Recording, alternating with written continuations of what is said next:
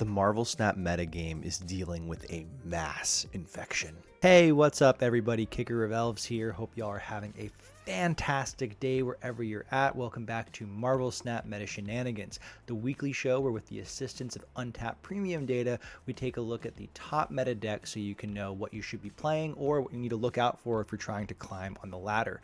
Additionally, we analyze the performance of the two most recent Series 5 cards and the current Season Pass cards so you can know how to optimize your account growth and whether or not you should be spending tokens or your hard-earned cash on these Season Pass cards. Additionally, we close things out with a viewer card of the week and some Kicker of Elves lore, but moving forward we're going to be changing things up. Instead of doing a viewer card of the week, what we're going to do is just kind of like a Snapchat mailbag thing, inspired. Just leave me a question in the comments. I go through, I read all the comments in this video, and maybe I'll pick a couple comments for the next video if they come in. Let's see how that goes. So let's talk about the elephant in the room, and it is the Techno-Organic Virus. We are looking at data since the latest OTA, player collection level 24,000 plus, looking at ranks 90 through infinite, sorting by decks by win rate with 1,000 plus games.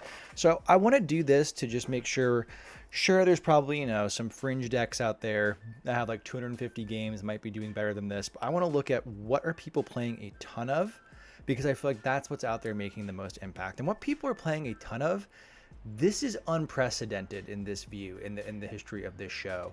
The first 4 decks on the list are Techno-Organic Virus.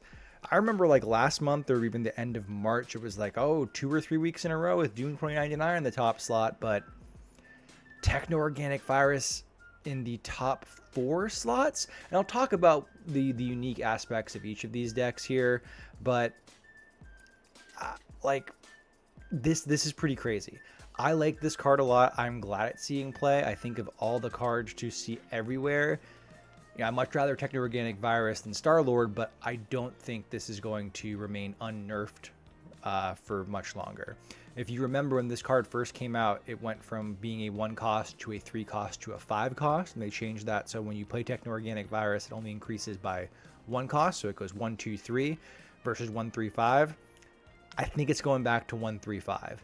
All these decks want to run Mobius for the most part anyway, so like just tying it back to needing him even more seems like a reasonable approach. But let's talk about these decks. So the top version up here with a 60% win rate and 3,300 games played is leaning into like I like the Sasquatch Scar idea. Just being able to get large bodies out to get a cheap Scar. You're getting rid of the bad stuff from Red Skull and Starbrand by using Techno-Organic Virus. Martyr Adam Warlock with Daredevil on the board is an absolutely brutal 1, 2, 3 play because you're just drawing more, you're scaling up your Shadowlands Daredevil. It's a really good deck. There's no tech to speak of other than Mobius. You are just doing points. Virus is the most popular thing right now in terms of what people are playing at this level, but it's only one end of the triangle. The other two being Gambit, Horseman of Death, like Victoria Hand Sasquatch lists.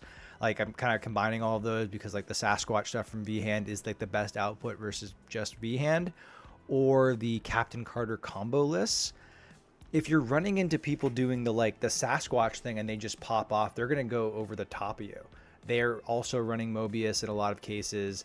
They could be shutting you down. The Captain Carter combo list too, that can run Killmonger and then just bye-bye your entire board. You've got a lane with, Scar, Sasquatch, and Wilson Fist that hit with Techno-Organic Virus. That's 35 power. That's crazy.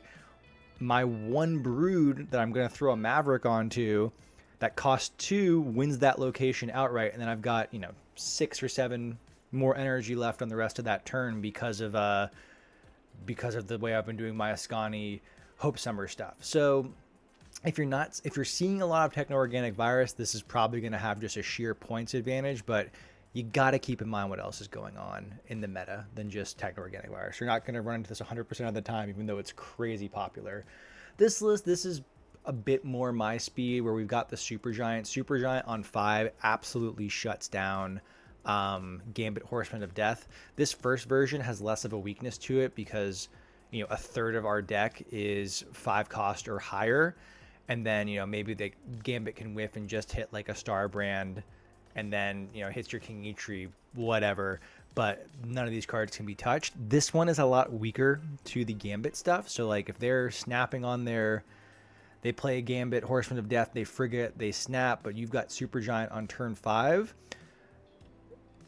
Don't do it right away, but after some practice, you can start snapping them back, because typically the way those decks want to play out is they are waiting until turn 6 to reveal all of their created cards. So all the Gambit, Horseman of Death trigger on the last turn at the same time, or at the end of the game, so they have the biggest board wipe potential. If you Supergiant on turn 5, none of the cards on turn 6 are going to reveal until the end of the game, and objective cards do not trigger at end of game. So Gambit, Horseman of Death will not go off. Any of the if they needed cards played on turn 6 to be responsible for triggering their Gambit, Horseman of Death, it's not happening. I love that interaction. Supergiant on 4 also has really good play into the Captain Carter combo list. Cosmo can stop them from doing the Prodigy lines, but a skilled player with that deck is going to be able to play around it. Like, you're putting a lot into Supergiant, Cosmo, Mobius, but I like having some tech options to help even things out. This version over here, I think this is like a spin on the butt version. I haven't played a ton of the butt version of this, where like we're doing Virus and we're doing Ozymandias stuff. I like Mother Ascani. This feels like a pretty weak Mother Ascani list, if I'm being honest. Like, you're going to hit a Shadow King that's going to reduce it anyway. Like, this Butt's a fantastic player, but I kind of caution against this line of thinking. Yeah, this Virus is the same list as the original one. It's just running Cosmo instead of Mobius, which I don't think Cosmo, and love Cosmo, love the good boy. It's one of my favorite tech cards, but I don't know if he is excellently positioned in the current meta right now. So yeah, Virus everywhere, but not a drop per drink. That doesn't make sense. Other stuff, like people trying to like do their Karen weekend missions, like this one's doing pretty good, honestly. Karen is not, I think it's a terrible card, but like you can kind of cope with it. The rest of the deck sort of carrying with her. I am surprised, and I've looked at this, to see this Professor X move list in like the top 6, top 5 at all. Like, it gets free rolled by Virus stuff, because I love this deck. This is my best performing deck last season. This is one of the best decks I played last season. I loved it. Climbed like 400 SP with it or something in a couple days, something ridiculous. I've still got that old Professor X muscle memory, but the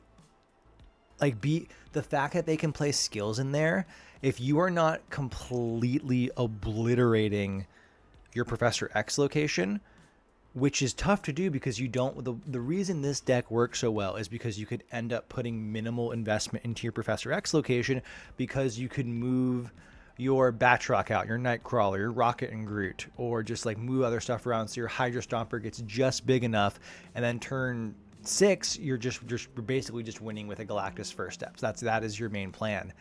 But because they can play skill cards into the Professor X location, if they've got cards in there, they could come back and seal that. And because when they play a Techno-Organic Virus onto that location, even if they've played it 2 other times and they've got their Mobius on the board in other locations, all those cards are going to get hit with +3, and it's going to grow the other locations.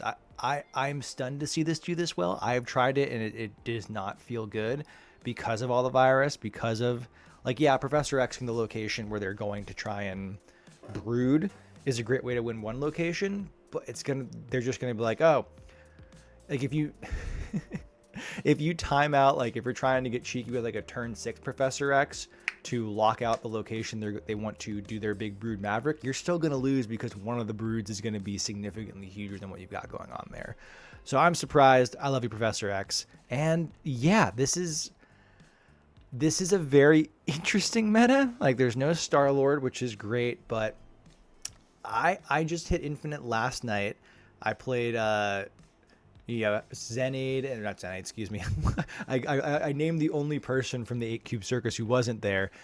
Denish was playing with me. He was teaching me some hella shenanigans. It was great. And then Smiles joined me and just took me through the ins and outs of the Captain Carter combo list, and it was like seeing Matrix code to help me just like finish out the end of the climb there.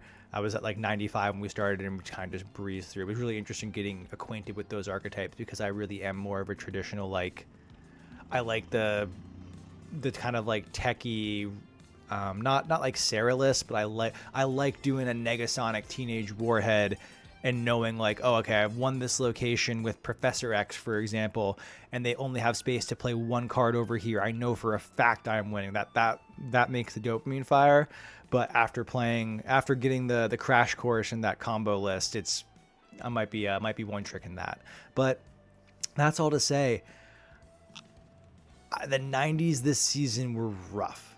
I climbed from 73 to 93 in the first 2 days of the season, and I was bouncing around in the 90s for like a little over a week. It was pretty wild. And let me know in the comments how your climb has been going. Like, has this season felt more difficult to climb? Do you like the meta? I'm genuinely curious. I'm not trying to engagement farm. I want to see other people's takes that are like not just the Reddit. I like the Snap Reddit. I don't want to dunk on you if you're on the Reddit a lot. I'm just being cheeky. But like, let me know, like, has the climb felt more difficult for you? Has the meta felt more repugnant? Beta Ray Bill Lover, I know you hate Gambits and Gambit Horseman of Death. You still no excuse to BM me, man. That was cool. I remember that. I'm joking, but I'm not. I remember messing around. Hopefully you watch the video and see that. Otherwise, I'm making random references to hyper-specific people. Anyway, back on track. Tell me what you've been experiencing this month, because I'm not one of those people that's just like, get rid of the infinite climb. Everyone should start infinite. Like, I do like the idea that it's a prestige rank, but I think it would feel better for all of us if it was more of a flat, like, if you start at infinite and you have to climb through the 70s, the 80s, and the 90s, all of those, in my opinion, should feel roughly equal amount of time investment. Maybe the 70s is a little bit less because it starts at 75, but it should not be like, oh, I hit 93 in 2 days, and then like you're gonna be in the quagmire of nightmares for a week trying to climb out of 90, where everybody is like out there with a freaking knife fight insanity. But yeah, let me know your thoughts on that.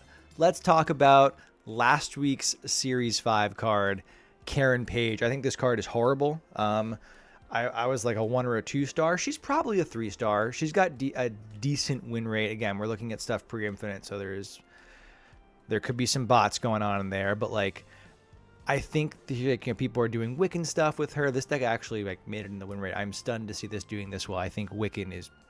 If you've been a long time watcher of the channel, you know I'm not a big fan of that. But maybe people doing their combo-y stuff, or like not drawing right on their Techno-Organic Virus. You get a chance to do like Silver Surfer first step Wiccans, and then you can just go insane. You get a cool thing off their copycat. Darkhawk stuff, like these decks just frankly do not appeal to me in the slightest. Like, you're talking about Darkhawk Rock Slide stuff. I didn't like this deck in 2023. You're not pitching it to me in 2026. And then Wiccan stuff is meh. But I think if she was a 4/6, this would be a card worth talking about, because she could go in some of those Daredevil lists. Turn 1 Martyr or King Eitri, turn 2 Shadowlands Daredevil, turn 3 what's it called, Debris or not Wilson Fisk. You could do Wilson Fisk, but you want to do Debris in this example to make Karen Page sound better. And then 4/6, you're drawing Karen Page. She gets the +2 on Shadowlands Daredevil, and she +3s or +2s the board. That feels pretty good. But I guess it was just too busted. There was something in like the Ask the Team about that. This is a card you absolutely do not need. Punisher War Machine, doing worse than Karen Page on the stats, but I like this card a lot more.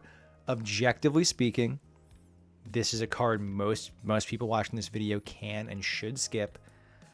But to me, as a player who enjoys the Techno-Organic Virus list, I've enjoyed the most, and was the one that I could like consistently climb with in the 90s. That was the one I kept coming back to, was the version that W played with Punisher War Machine swapped in for Ascani Sun that had Professor X. Because with that Punisher War Machine, you have Martyr, you've got Wilson Fisk, you've got Debris, you've got these very above rate, lower curve cards to help you win that location. And if you do that, and then on turn 4 you can get Professor X down and just win a location outright, or like maybe you back buff it on turn 6 with a Techno-Organic Virus. Then you're setting yourself up for, if you can seize priority, to steal another location with Negasonic, with what's it called, Eliath, the Purple Fart Cloud. So this enabled that list. It's not the stats. This is the list. Stats not doing so hot, but this is a very finicky deck to play. In KM's video, he likened it to the 2023 Thanos list that ran Spider-Man and Old Professor X. It's my favorite deck of all time.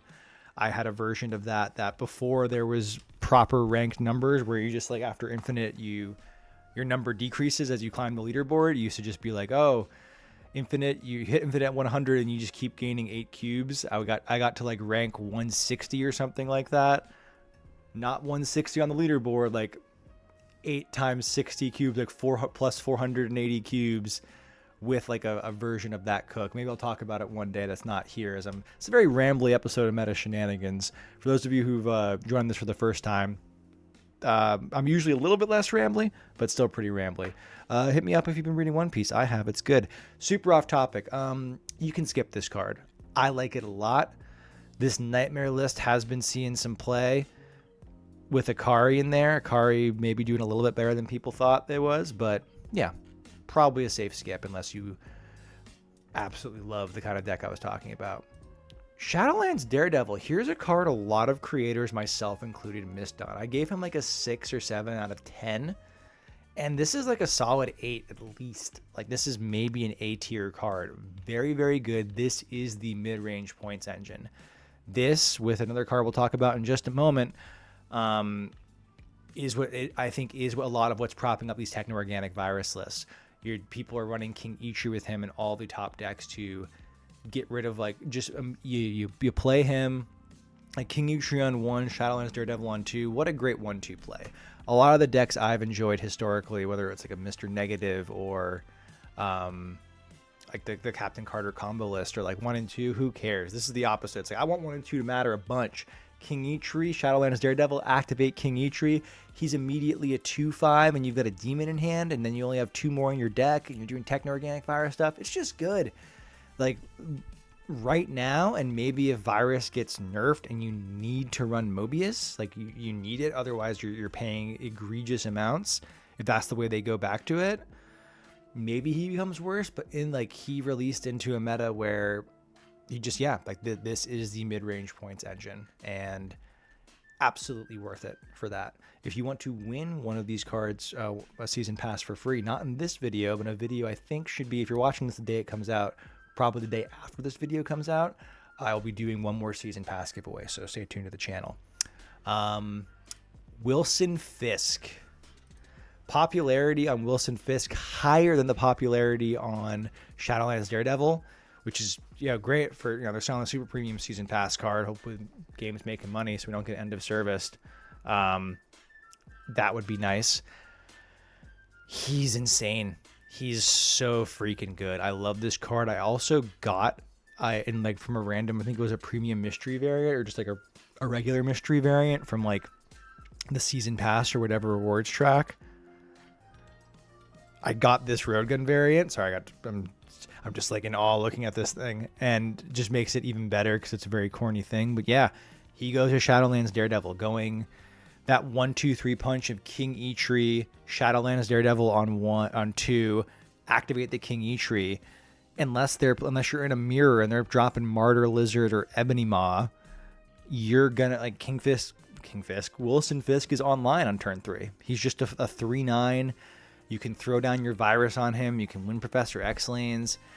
Him and Daredevil are doing the meme from Predator where they grab hands thing right now for the mid-range points engine. Incredibly strong card. This week, let's talk about our viewer card of the week. This comes from Martin MIW, who says, Agent Venom was always one of my faves. Any chance he can work in 2026 somehow? Well, Martin, let's take a look at Agent Venom.